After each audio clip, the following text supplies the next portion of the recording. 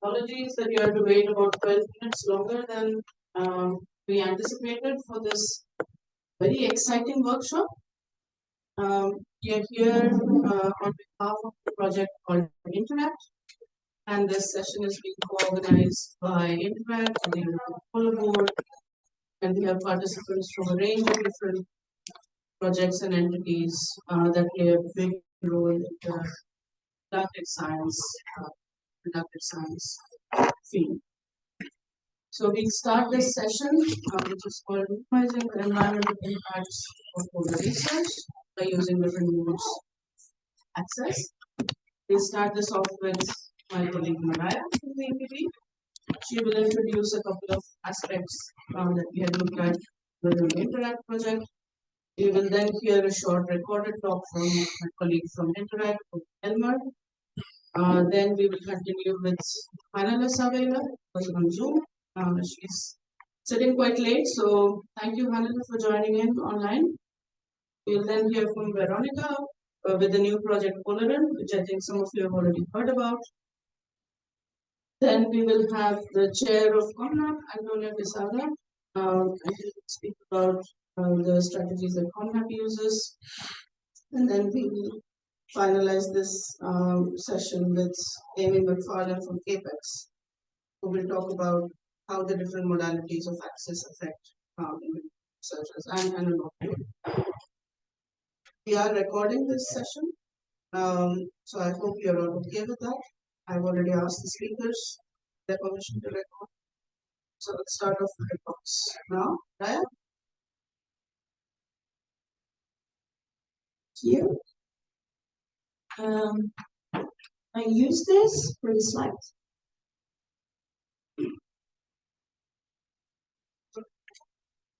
Okay.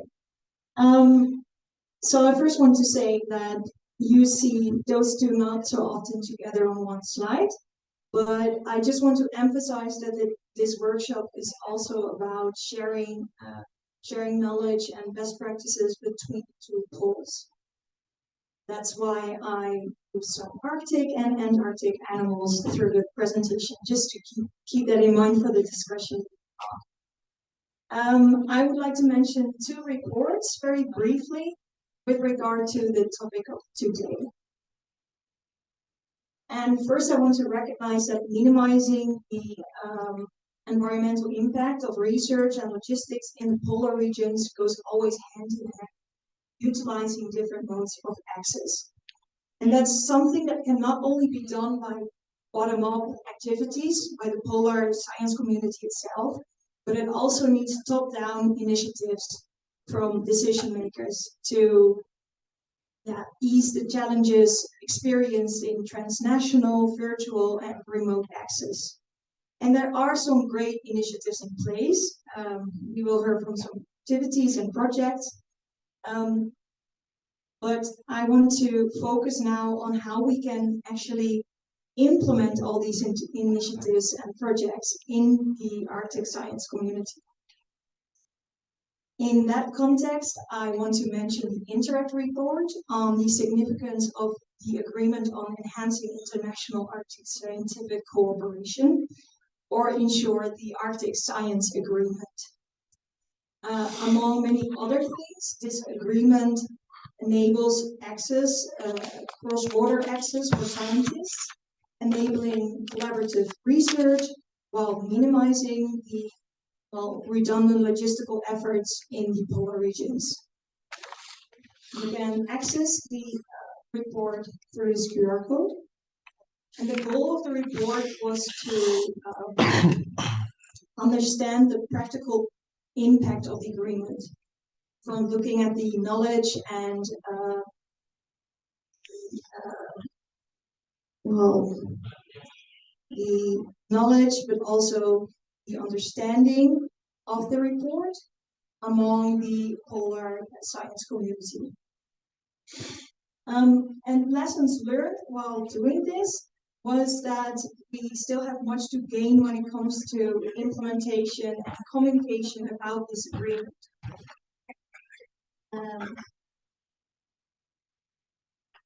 And Yes, it also faced some challenges during the implementation process due to external factors like the COVID pandemic, but also geopolitical tensions like the Russian invasion in Ukraine. But these challenges only highlight the need for resilient and adaptable mechanisms to sustain international cooperation during these periods of disruption. And that's why we have to develop and promote best practices for disseminating and implementing international agreements and similar initiatives. With the European Polar Board, we already tried this by regular workshops and briefings held during scientific conferences like this one to raise awareness of not only the content of these agreements, but also the significance and the benefits for the scientists who actually the agreements are for. And we also try to do this by accessible resources. So last Tuesday, during the mini symposium on science policy, it was mentioned that scientists have to translate their work in a way for policymakers to understand.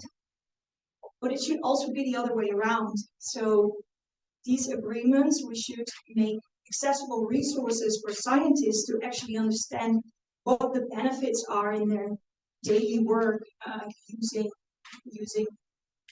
like the different modes of access. And at last, the enhanced reporting mechanisms.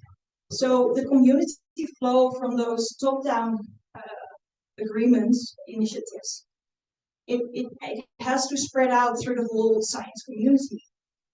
And in some countries, that goes already better than others. But there are ways to enhance these reporting systems and to make the communication flow much better. And not only from top down through the whole community, but also the other way around. So during the surveys, we understood from a lot of researchers that they had the desire to be more in a dialogue during the implementation process. So they wanted to know what to be done with their input, with more follow-up loops and feedback loops. So this is something we can work on together. That's what I wanted to mention about this top-down initiative. And then I want to mention a bottom-up activity that we actually did by our own action group on environmental impact at the European Board. And that was the report, the synthesis report on the environmental impact of research and logistics in the polar regions. This is a QR code for virtual access, and we also have some hard copies. And I'm really, really enthusiastic when it comes to this report because it's very accessible, very colorful, straightforward, and meant for everyone. So for scientists, for staff members at research stations, for policymakers, if you look through it, you really get the feeling that everybody can be involved and has a role to play, which makes it not only very informative, but also very activating.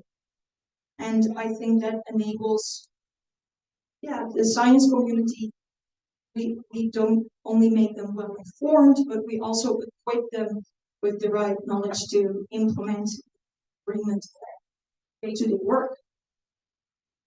So as a follow-up on this synthesis report, the action group organized a webinar series together with APECS about the topic. And it will be held in September and October, 4 webinars. You can access through this QR code, you can register for free. And we will update you about those webinars when who will be speaking. And we also invite you to join the discussion during the webinar. So I think that will be really interesting. And I can already tell you that the first webinar is about the introduction of non-native species from Dr. Kevin Duke from the British Antarctic Survey. And it will be held the 12th of September. And if, well, not everybody's on the same time zone, if this doesn't really work for you, the Webinars will be recorded and shared on our YouTube channel. But I hope to see you all there. So scan the QR code and join us in this discussion that we will start today and that we can continue during this webinar series. The next one is the Thank you so recorded much talk, for your the attention. video. And I think we will just Now? continue After with she finishes. some of the projects and initiatives that I mentioned. And I hope during the discussion we can think of ways how to actually reach all of you in these projects and activities. Thank you. So much, Mariah. As Mariah said, there's a whole bunch of synthesis report copies here. If you'd like to take some, if not, they're obviously available online. So our next talk is from Elmer, and he will talk about that.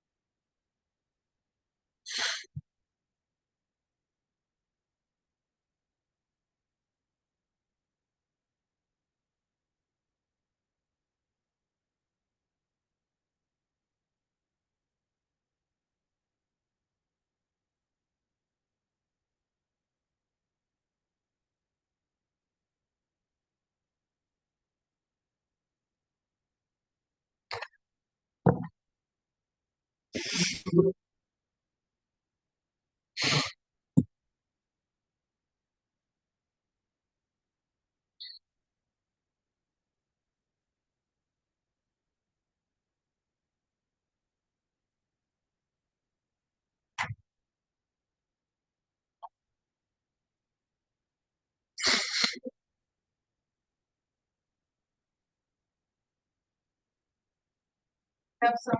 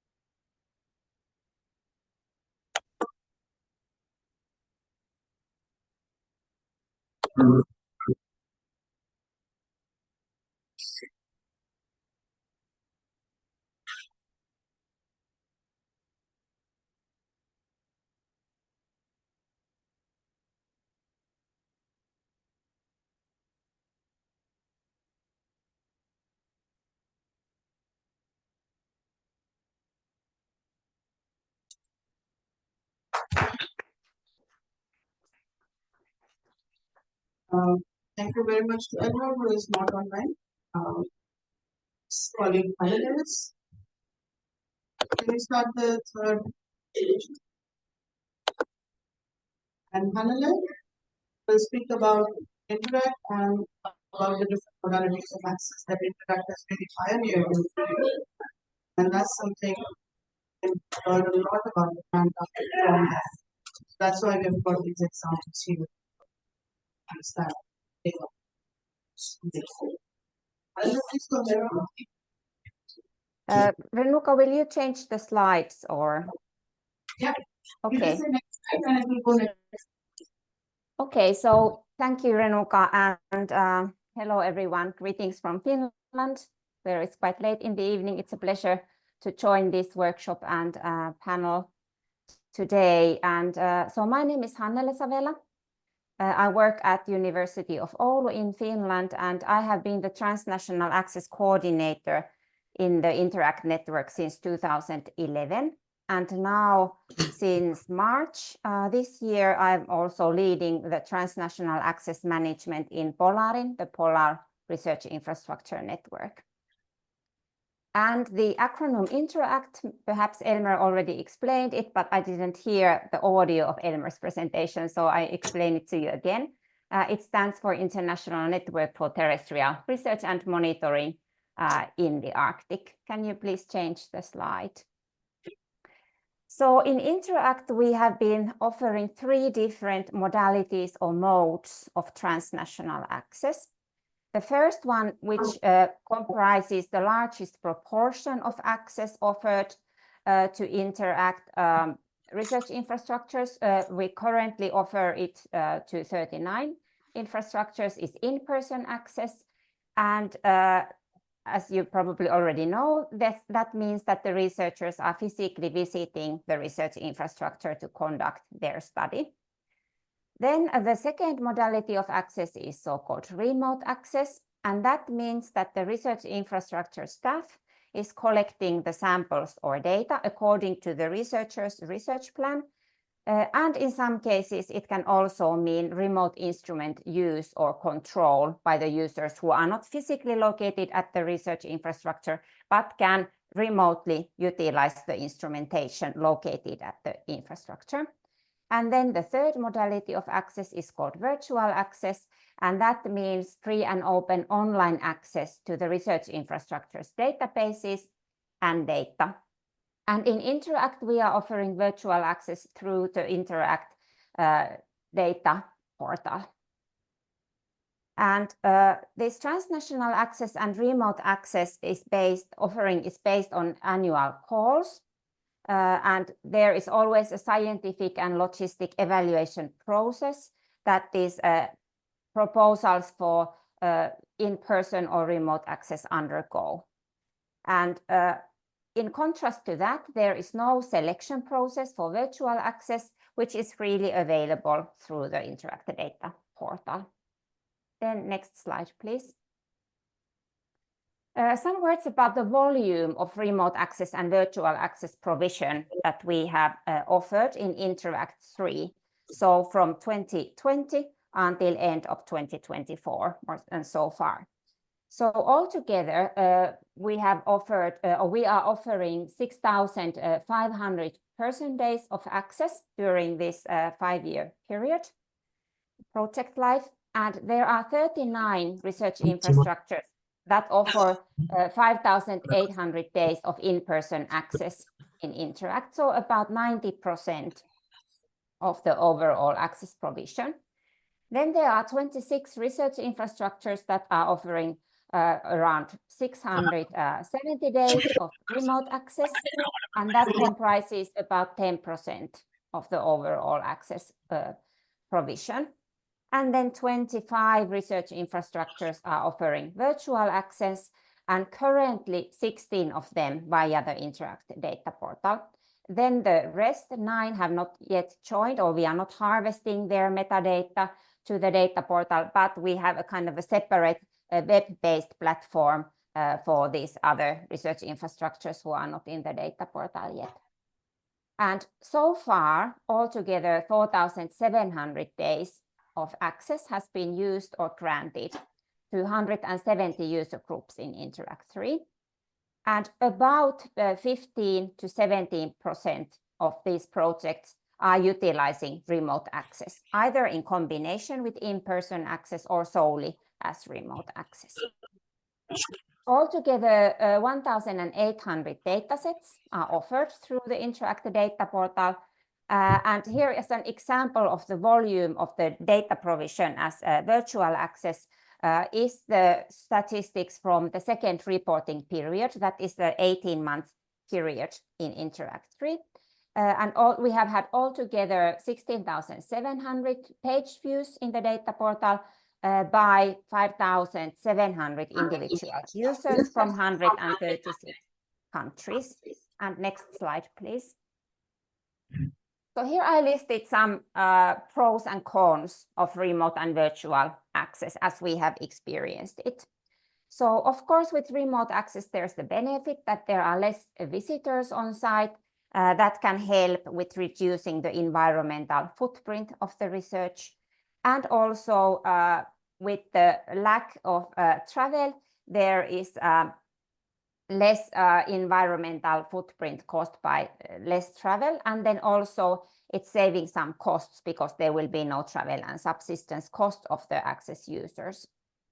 Instead, remote access provision requires more staff effort and therefore also more staff costs. It also requires and demands more training of the staff, more expertise from the staff who are then conducting the study for the researchers. And also it increases the pressure for communication, that the communication between the remote users and the station research infrastructure staff needs to be really efficient, and that's often the bottleneck in providing remote access. There are certain cybersecurity issues coming with remote access, especially with remote instrument use. And then also there can often be challenges with the shipping, delays, permit requirements, and so on. Then what comes to virtual access, it is of course similar to remote access, reducing the environmental footprint because there's no travel. The data is always accessible in the online platform. And that is also one of the pros of the virtual access. So the availability for everyone, to any user, anytime. The challenges related to virtual access is the attribution related to the use of the data, how we are able to make sure that the users of the virtual data will acknowledge the research infrastructure that is providing the data, and how we are able to track the use of the virtual access data. Those are the main challenges, I would say. Also some security issues related to the data provision through virtual access. And as always, the challenges that we are still facing with the fairness of data. Then the next slide. So just some examples of the way that we have been trying to enhance the remote and virtual access to research infrastructures is the collaboration or partnership that we have done with this e-remote project. That is the Horizon EU project, where INTERACT has been involved through our non-profit association, INPA. And this is a consortium of 8 research infrastructures across domains. So there are 8 partners and 8 domains of science represented in e-remote. And they are all offering different kinds of remote access or virtual access. And we have together worked in identifying the bottlenecks and best practices and recommendations for enhancement and improvement of remote and virtual access provision to research infrastructures. So the main focus of eRemote is providing a pathway to improved resilience through digital and remote access. By identifying these solutions for digital and remote service provision across domains, and to identify transferable practices and new developments to improve the accessibility and resilience of the research infrastructures through these remote and virtual access solutions. And we have different products from the eRemote project that I would like to recommend that you familiarize yourself if you are interested on this topic. There is an information platform on the eRemote website. We also have produced a report from the work of an expert group that was led by IMPA, INTERACT Nonprofit Association, on quality assurance and user experience on remote and virtual access. And then most recently, just some weeks ago, we published a green paper, an article on remote and virtual access provision by European research infrastructures, including several recommendations how to enhance remote and virtual access use. And that was published in Open Research Europe. You can see the reference over there. And then one more slide. Some words about the potential of INTERACT's experience for the Antarctic scientific cooperation, or the cooperation between the Arctic and Antarctic research infrastructures. So I really think the key to build collaboration is based on benchmarking, sharing best practices, and then developing joint practices and activities together. And I would like to highlight the POLARIN network and project for that as the platform of both Antarctic and Arctic research infrastructure operators. Then, of course, we want to offer the experience and what we have learned from the 13 years of access provision in INTERACT. And then I think an important aspect of enhancing this remote and virtual access provision and quality could be based on the experience, not only from INTERACT, but also the results from this eRemote project that I told you about. And I'm really looking forward to discuss more about these issues. Thank you.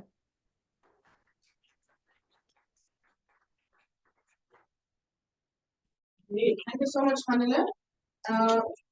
Thanks for this bridging slide, because we are now going from the Arctic and coming between the Arctic and Antarctic to the project POLARIN, which Veronica will introduce.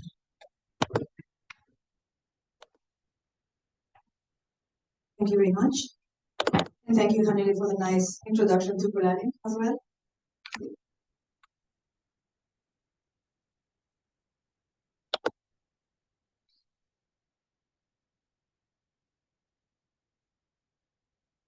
So I'm going to talk about a project which just started in this year in March, and we will be running for 4 years.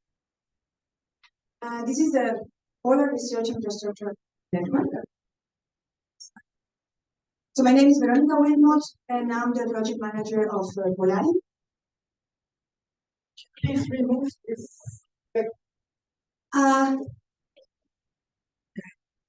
So this is a project coordinated by the Alfred Wegener Institute in Bremerhaven, and it's a project funded by the European Union on the topic for providing services from infrastructure users, from research infrastructures, services to users. The main aim of POLARIN is to provide efficient research infrastructure services that address the scientific challenges in both polar regions. So this is something new. It was never done before in any of the other projects, to really target the challenges and to provide the access with a target intention. The key of this network, and in order to target all these challenges, is that you really need international cooperation. Without international cooperation, those challenges cannot be addressed. We really need a big network of not only research infrastructures, but also of the science behind the research, the polar networks and the institutes that are actually doing this polar research. POLARIN will integrate and combine the access to Arctic and Antarctic research infrastructures We will improve online services, data access, and interoperability. And we will ensure as well that the new generations are trained to operate and use these cutting-edge research infrastructures. We are providing integration to 64 research infrastructures in both poles, 38 research stations, from them 27 are located in the Arctic and 11 in the Antarctic. 12 polar vessels, from them 7 are operating in the Antarctic region. The access as well is provided to 18 observatories, from a deep sea observatory to observatories as well located and associated to the stations. We provide access to ice and sediment core repositories to samples that have been already taken and are ready to analyze and to make comparative studies, for example. And we provide access as well to 7 data infrastructures. As Hannele said before, we have basically 2 types of access to research infrastructures. One is the transnational access, and the second one is the virtual access. The transnational access can be either going to the infrastructure to do the research per se themselves, and the remote access is that they ask that technicians are taking the samples for them. The transnational access is a cross-border access. That means that researchers need to be based at a different institution than the institution that is operating infrastructure access. This is the key message of this transnational access, because the access to the research infrastructures from your own country is done by your national channels. And this is quite easy and straightforward. But when you need to access an infrastructure that is not related to your country, then is the problem. But you don't have mechanisms to actually request this infrastructure. Or for it also, there are countries, and some countries, of course, operate infrastructure in the Arctic or the Antarctic or in both, but other countries with strong polar programs, they do not own or operate these infrastructures. And those scientists need to have access as well to ensure that they can develop their science. And this is not the case of virtual access. Virtual access is access to data or databases, and this is open. It's not proposal-based, not challenge-driven. Access is open to everyone, independent of the country trying to access it. So the transnational access is proposal-based, so applicants need to make a proposal in the calls that will be opened by the project. It's challenge-driven, so the proposals need to justify that they are actually addressing one of the key challenges or questions from the polar regions. These will be, of course, as well evaluated, and some challenges might be prioritized depending on what kind of research wants to be promoted. And all these in support of excellent science. The proposals are externally evaluated. It's not in our hands. We have a panel of external experts that will be actually evaluating and ranking these proposals.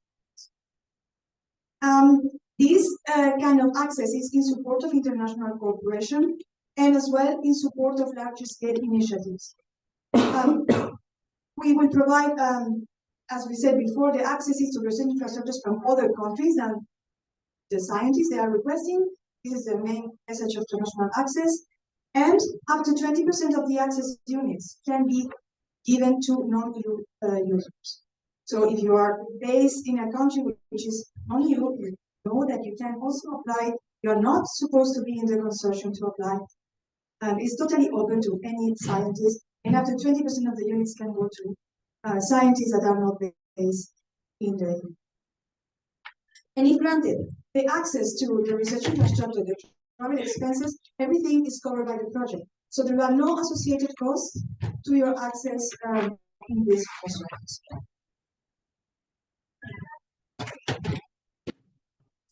The first POLARIN call has already been announced here for the first time in this conference. Will open by the end of September 24.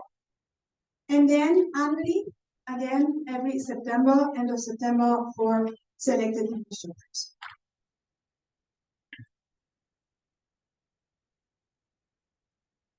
So only so that you can see a bit what kind of infrastructure we are offering, and now that you know that we can apply.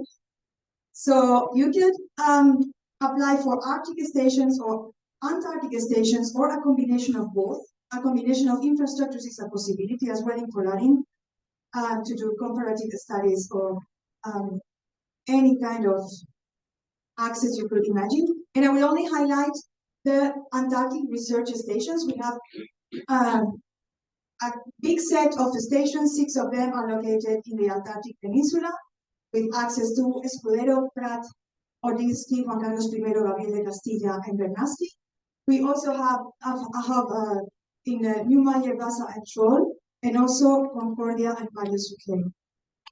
These stations are offering both transnational access in person and also remote. From the 12 polar vessels, in yellow are highlighted the polar vessels that are operating in the Antarctica. Some of them are operating as well in the Arctic.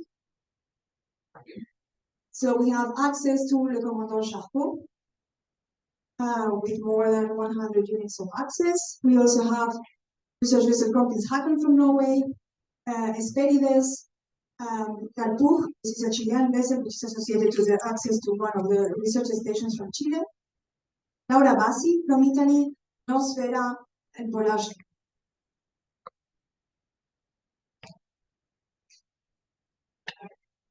We provide access as well to 18 observatories, and among them, some of them associated to stations, research stations in the Antarctic.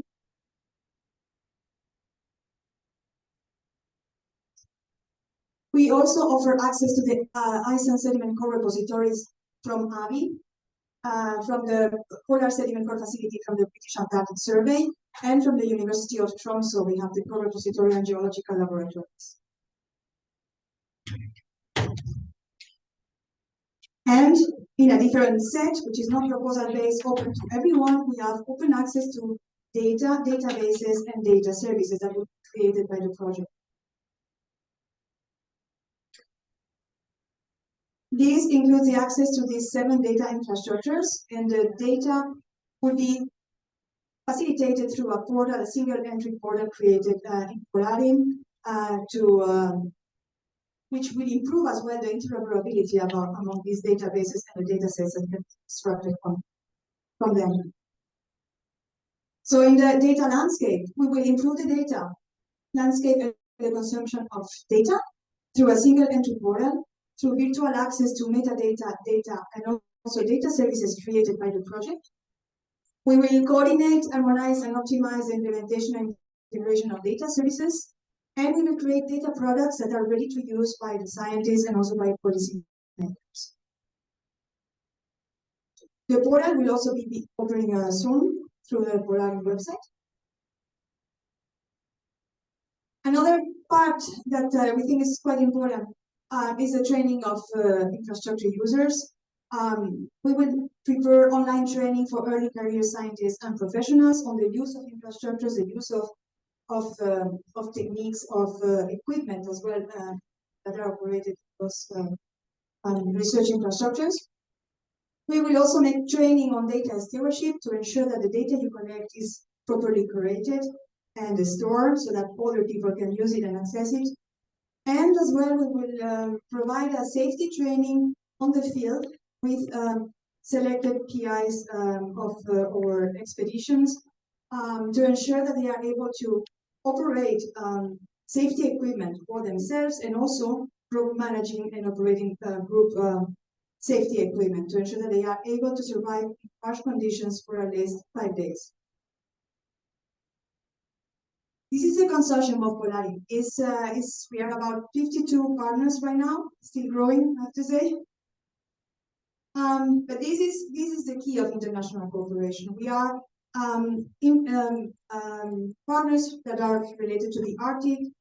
They're doing Arctic research, or they're doing Antarctic research, or they're doing research in both poles, operating infrastructures of all kinds, and all joining forces to make sure that all the infrastructures are available to scientists.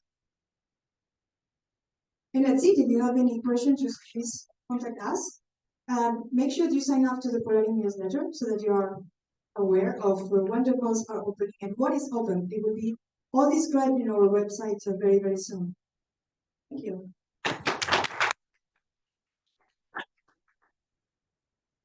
Thank you very much, Veronica. The next talk is from Antonio from COMNAP.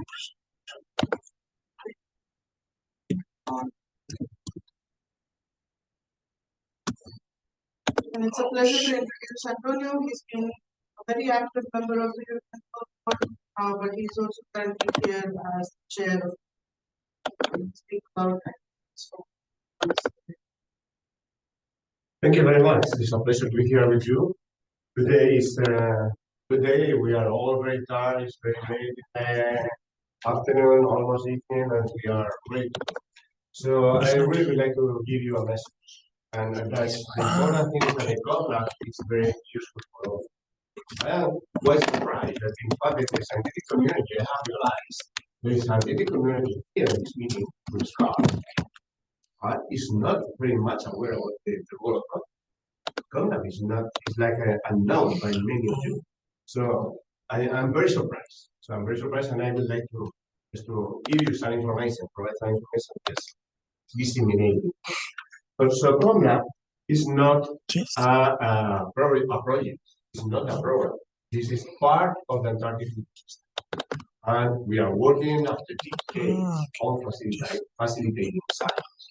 So our main role is to facilitate collaboration, to activities in coordination and collaboration. So we don't have, I will not show you any program or any project because there are so many in the last 3 decades that this would be not fair. So today I will just show you a little bit things that we are doing, but at the moment we are 33 members, full members in COMNAP. Member is a country. So we are 33 countries, COMNAP, and 3 plus observers. So this is the whole community.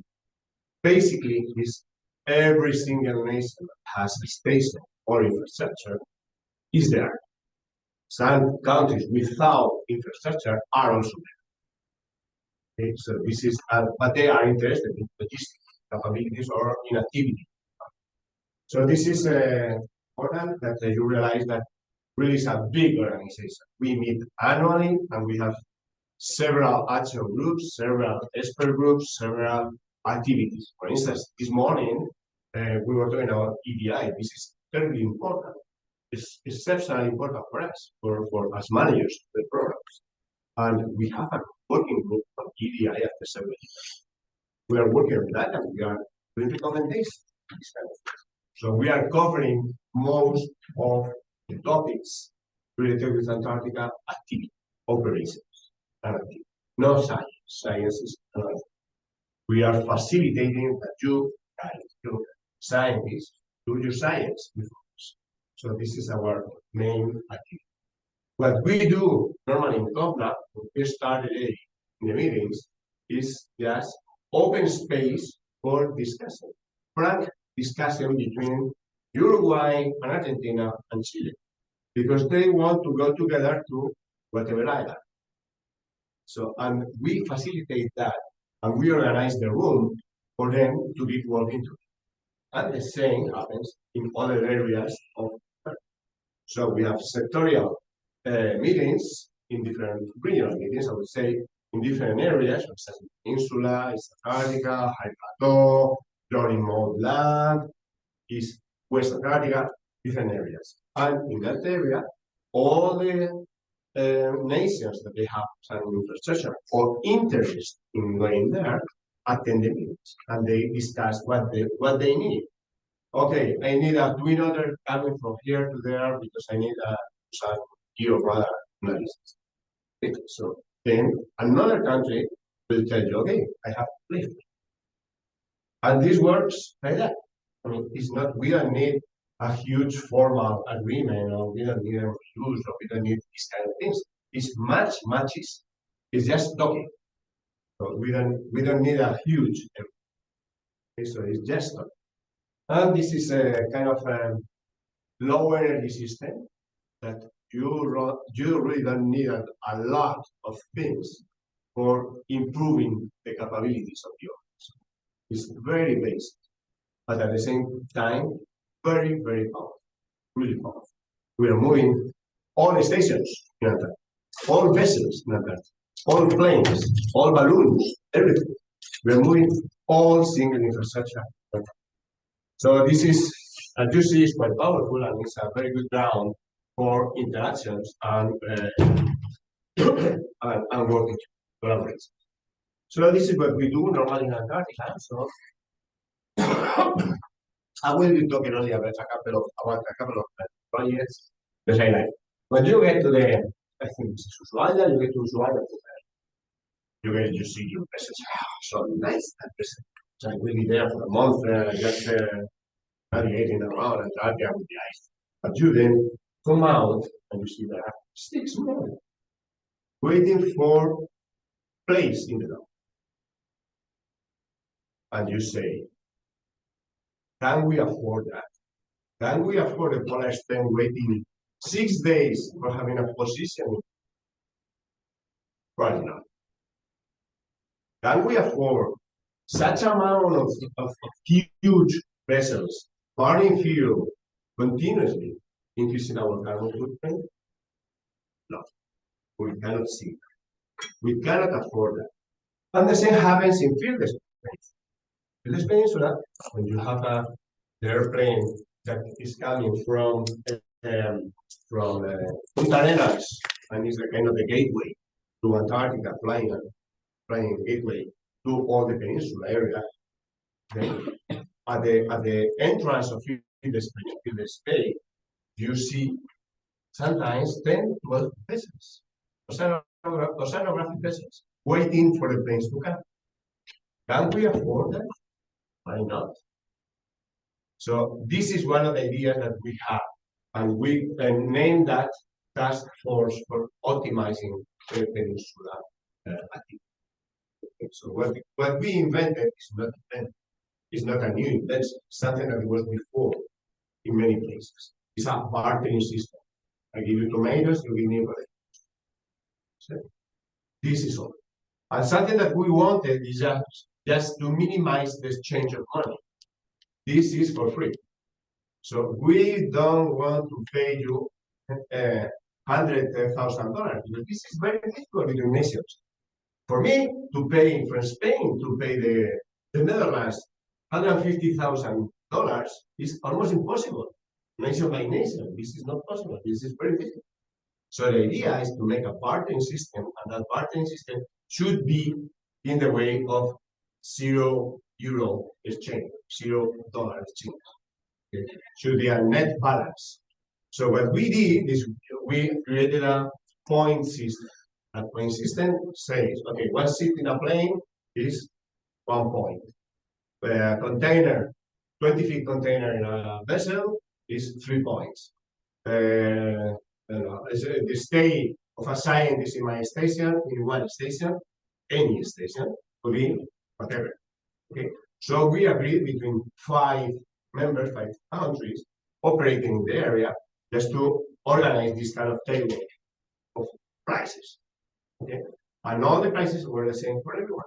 So what we only do is just to get the phone, say, okay, Korea, I need you to bring me 3 containers to my station. Do you have room? And Korea says, yes. Okay.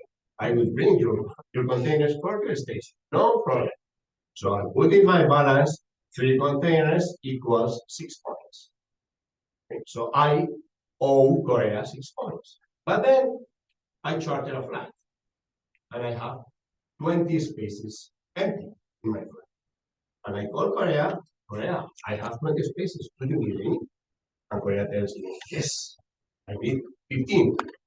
It means 2 points. So at the end, we are more or less in balance. And after the years, we are in balance. After the years, we are getting a huge opportunity. So with this system that has been a pilot system until now, last year, we were able of saving about €1 million per year. Only by taking the phone, nothing else. So we were not bringing huge infrastructures, things like that, only by taking the phone. So this is the main point that we were. At this moment, everything went so well that all the other nations in the peninsula want to be members of that, because this is a good saying. And, and now we are opening that, we are organizing the opening of the system to the other countries. We are 18 countries operating in the peninsula. So the amount of money that we believe that will be saving will be around at least 2.5 million. So it's not right. This is in terms of money. What we are thinking about in terms of carbon footprint is huge. Really, really. So what we are going to do with that money is, what can we do with that money that we have been saving? It doesn't exist. We have saved that money. It's going far away. So we can go to other stations in collaboration, to other places, to other remote sites in collaboration with other countries. So we are kind of creating a niche for collaboration. But at the moment, this is only logistics. The scientific collaborations comes from you guys, comes from the scientists. I am an operator. I am the manager of my program. I'm not responsible for science. You are the responsible for science. You are the people that really need to find ways. Okay, so this is the system that we are using, and I think this is only an example. So next year we will start opening that system up to other countries. And it's, of course, in a voluntary basis. So every country can offer or cannot offer. And say, no, this year I'm very full, I'm not offering it. Stop. No problem. We understand. So, other things that we are doing to reduce our footprints is, for instance, sharing the information about alternative energy sources, best and worst practices. I think that that's very important. We are accumulating a lot of information, the things that they are not working, the wind generators that don't work. So we can reduce the carbon footprint, but we need the expertise, the knowledge of the others. For instance, last year, Germany presented fantastic work on the comparing the different wind generators in the different stations. And it was clear that, I mean, it was crystal clear, something that it was, this is not going to be used ever, because it doesn't work. And this is the best. So why should we invent again the wheel? Just take the Germany idea and use it. So this is what we are promoting, these kind of things, just to save our impact in Antarctica. If saving our impact in Antarctica is one of our main purposes, objectives. This is not what some of you think. You think that logistics don't care, but it's not true. We are, on the contrary, we are really the savers. We are trying to find why. Yes, it's a practical thing. It's very difficult to move fuel all around. So we really need to make clear that we need to reduce our consumption. This is, of course, from the carbon footprint saving perspective, but also for practical purposes. This is very clear. We need to save.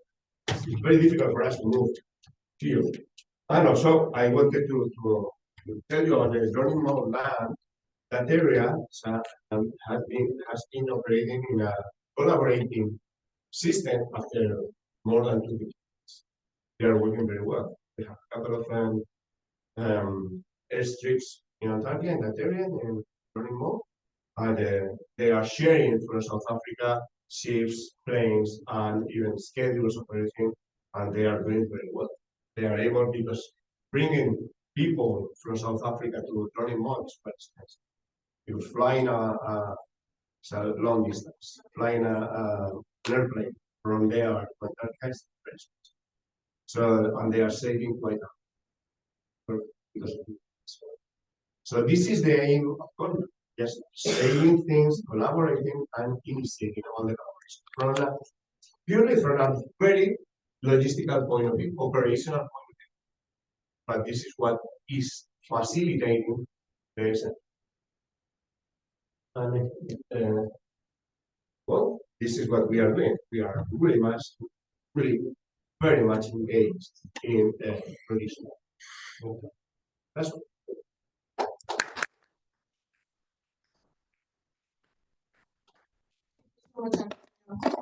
We've heard of all different levels, right up from international agreements to organizations like COMNAP, projects like POLARIN. We've heard about TQP and its work. Now we introduce you and take you what the experience of individual scientists is like. And this is what Amy and Colin are going to talk about. And once we have the presentation in place, Amy, are you ready to go? Yeah, I'm all ready. Yeah, And there we go. Hand over to you. great. Yeah, thank you for the introduction and thank you for the opportunity to talk today. I am sending a big hello from Norway.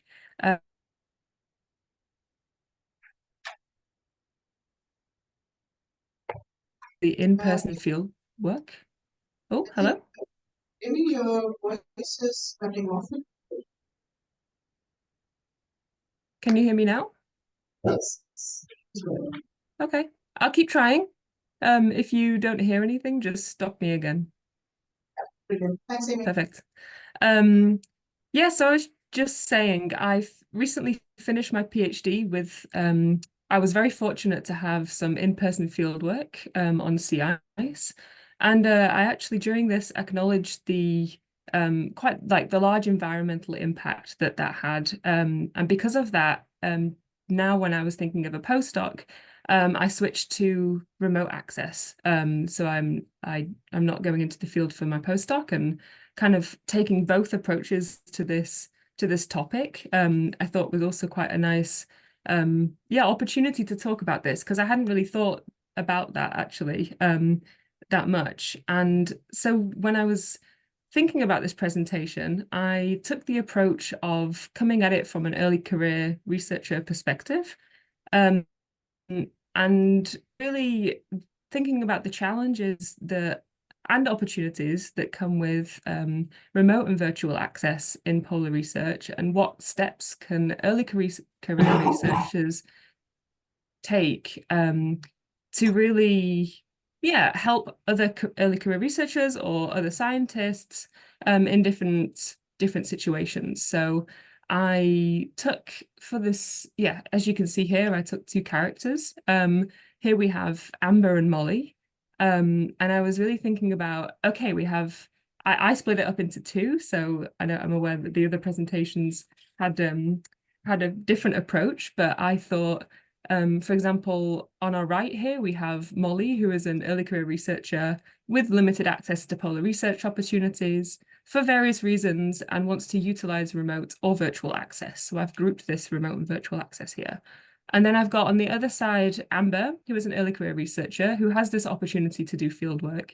And when she's in the field, she's wanting to consider how, one, to optimize her scientific output, two, reduce the environmental impact of her work in the field, and three, which I think is also extremely important and needs to be talked about more and more, but is actually for scientists on the ground, as we've been talking in these presentations, to put in these steps so that it's easier for people to access remotely and virtually. So I'm going to talk a little bit about these. I'm going to start off with Molly and oh, sorry, could I have the next slide, please? So I was thinking about Molly's opportunities, challenges, and then other things which could actually be considered an opportunity or a challenge. And really thinking, I'm trying to break it down, such a complex topic into these sections was quite a nice task. You know, I'm just going to go through this quite quickly, but some opportunities involve, you know, adaptation and resilience with COVID. So I think having more remote and virtual access into this field of research is extremely valuable moving forwards. But also opportunities with like skill development, as Veronica mentioned, with more trainings for early career researchers in remote and virtual access to get these skills to be able to work and move forwards. But then, you know, you have these other sections where career development. It could be seen as an opportunity if you have access to the right networking and mentorship and opportunities, and you're able to develop the skills. It can be an opportunity, but it can also be a challenge. So if you don't have access to these facilities, or if you're if inequalities, it could also exacerbate existing inequalities. So it's quite a broad spectrum of things to consider with early career researchers, in thinking about remote and different modes of access. Yeah, next slide, please. And then I switched over to Amber. So Amber, she has access or the opportunity to go to the field, but what can she do to really implement best practices on the ground to help, the 3 steps that I mentioned earlier. So again, I'm just gonna go through these quite quickly. But starting in the top left, it starts in the planning phase. Considerations before you go to the field, and then it goes into the execution of the field for data management, analysis, like long-term impact, publication, and then improvement after, I think, is also an extremely valuable way of reassessing the work that you've done. So yes, next slide, please. So these, I thought, with breaking these up into further sections. I realize there's a lot of text on this field, so I'm not going to go through this extremely intensely, and I thought this could actually be quite a nice discussion point. But next slide, please. So I was thinking, so Amber could take specific sections of these to go and reduce her impact, so to reduce the environmental impact. So this really starts in the planning phase, and it's quite early on that reducing the environmental impact needs to be considered. Next slide, please. And then there's the other side where the best practices can be taken to assist Molly, to assist other early career researchers or scientists who do access this data through remote or virtually. So this can be, for example, accurate record keeping, extremely good metadata recording, or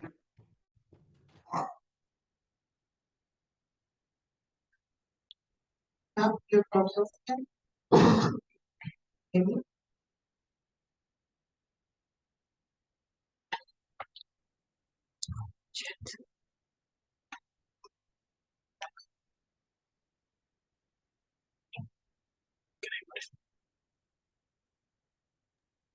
It seems that we lost Amy now from this Zoom.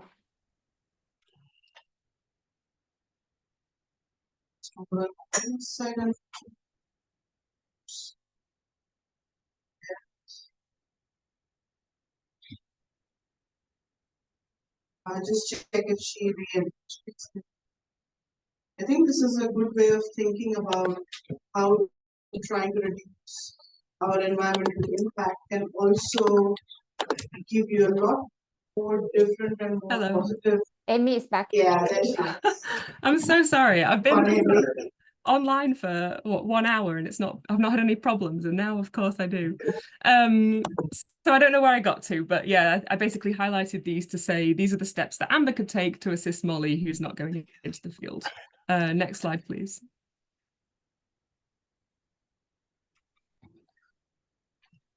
Could I have the next slide? Oh, sorry.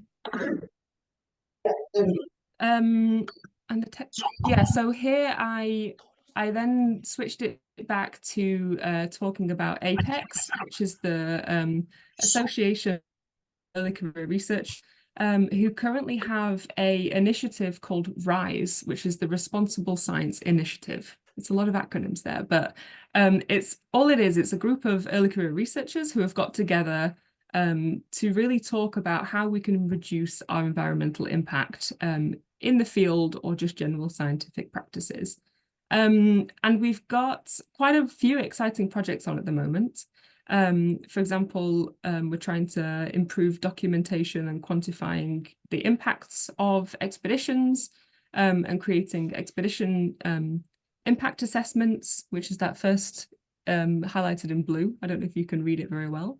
And then the green below, it's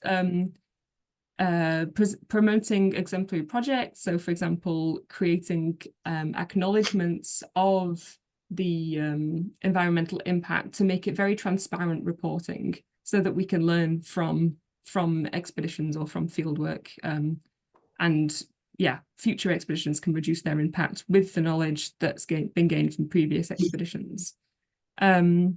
And finally, organising knowledge exchange through workshops, seminars, and monthly meetings, which we find extremely valuable to exchange our ideas, and also yeah, have almost like a safe space for early career researchers if they've had difficult experiences in the field, or if they are doing remote or virtual access to have their input into what they think the best practice on the ground should be. So yeah, I think APECS is a great initiative to get early career researchers together, and we actually have a really yeah, a lot of momentum on the topic of environmental sustainability in polar research at the moment. So yeah, I'm looking forward to any questions and any discussions. Thank you very much for that. It's really amazing to see when we try to solve one problem, how many solutions we can get out of it. So we have seen increased cooperation, like Antonia was speaking about, increased accessibility, like Amy was speaking about, and increased environmental awareness, and ensuring that we are not in our environment on street systems. So I think the speakers are ready for questions. We don't have much time, so I'll go straight to audience questions. We have a great. So happy to take any questions from you all. It's the last day and the last session, so I can understand. Everyone's a bit tired.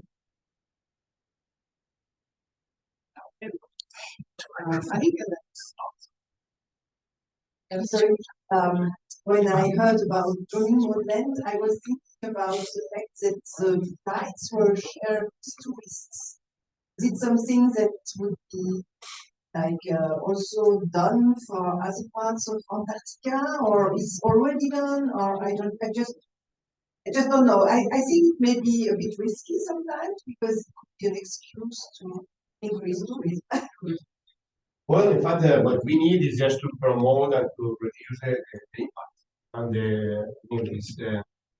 really need to think about the purposes. If you have a museum that has 150 spaces and you only have 70 scientists, what do you prefer? Bring them empty, the other 50, or to bring 50 people that otherwise will come with another? So it's something that you have to think about that. It's not very easy. And for instance, in the peninsula, we are sharing the flights with the flights. And we are charged, or we are using others charged. So it's, this is, you really need to be solid in what you are thinking about greenwashing of these kind of things. And on the other way, on the other side, you really need to be practical. You need a flight. It's only 3 slots a day. You need to be one of those slots. Well, if they are in one of them, there are tourists. But it's not an excuse. I mean, every movement in Antarctica costs a fortune. So you cannot cheat anyone with that. They are using being tourist or being operator. You need to use. And this is not a big deal. Sun tourism. Other things is the business. But it's not. So just a mention on the vessels. I think Veronica presented POLARIN, and one of the ships that was employed is actually a tourist vessel. So I don't know if you can comment. I can comment on that. Yes, it's true. One of our partners is COMNAP, which is operating a breaker that is operating anyways in Antarctica. So it would be there with or without scientists. But the thing with this vessel is that it was constructed from the beginning, scientific laboratories and scientific equipment to perform research in polar regions. So it's actually it's a research vessel, very powerful and but very well for science. And they have birds that are reserved for scientists to perform their research there. The vessel is going to be there with or without the scientists that are accessing this vessel.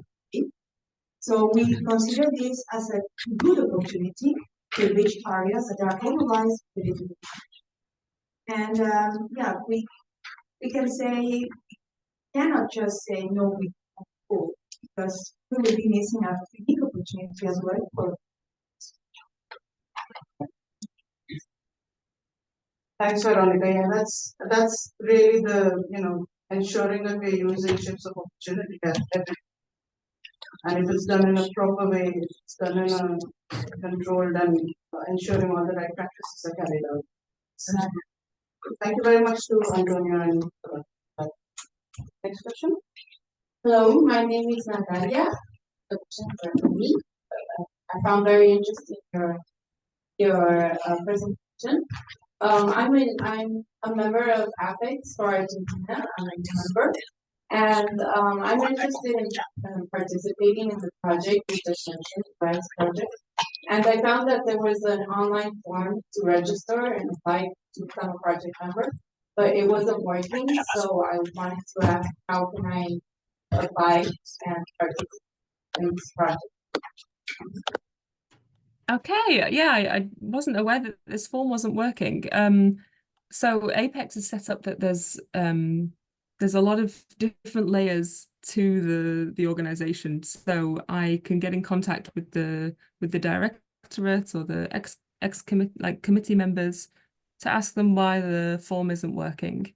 But a workaround is I put my email at the bottom of my presentation. If you want to give me an email, then I can follow this up with you. I think this meeting was been recorded, so we'll pass on the contact details. Yeah, that would be great. Yeah, it would be great to have, we're always welcoming more people on board. And we're about to start a new term, so it's a great time to join the group actually. There's a big APECS meeting going on in the meeting group right next door to you, so you might want to pop in there and say hi. Okay. Thank you. So, any other questions? Final chance? No? Great. Well, then it just remains for me to thank everyone. Thank you for coming to the session. I apologize for the delay and the problems we had in the beginning, but I think it rolled out very well. I think especially talking about remote and virtual access, we had to ensure that we actually had some remote access for this session. So I do apologize for that, but thank you very much for bearing with us. Thank you for coming to our session, and I wish you the best of your journeys back. And hopefully we'll see you at the next SCAR conference. We will have this video available on the YouTube channel of the YouTube Polar Board and also for the INTERACT as well.